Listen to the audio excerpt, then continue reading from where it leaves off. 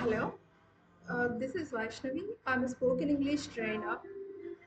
నేను ఇవాళ ఒక ఇంగ్లీష్ టిప్ మీతో షేర్ చేసుకోవాలని అనుకుంటున్నాను. అదేంటంటే ను- మామూలుగా ఒక మనకు ఒక అలవాటు ఏంటంటే మనల్ని మనం ఇంట్రడ్యూస్ చేసుకునేటప్పుడు ఒక్కొక్కసారి కొంతమంది మై సెల్ఫ్తో స్టార్ట్ చేస్తారు.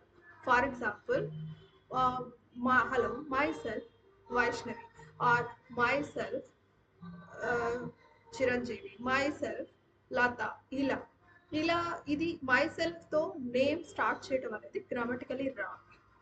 Instead of that we can say I am Vaishnavi or my name is Vaishnavi. In the same way ఇంకొకరిని ఇంట్రడ్యూస్ చేస్తున్నప్పుడు కూడా she is Shweta or her name is Shweta అని ఇంట్రడ్యూస్ చేయాలి.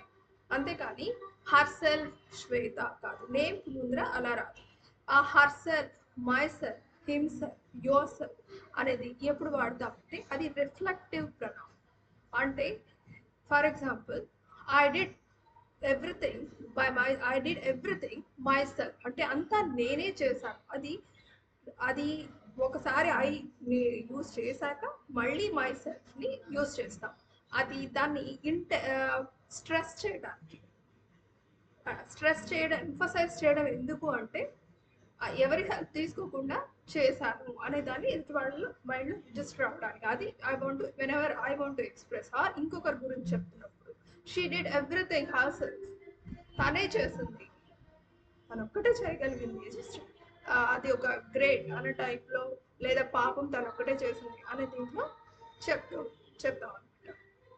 సో ఇది herself or myself, himself, yourself ఇవి reflective pronounce.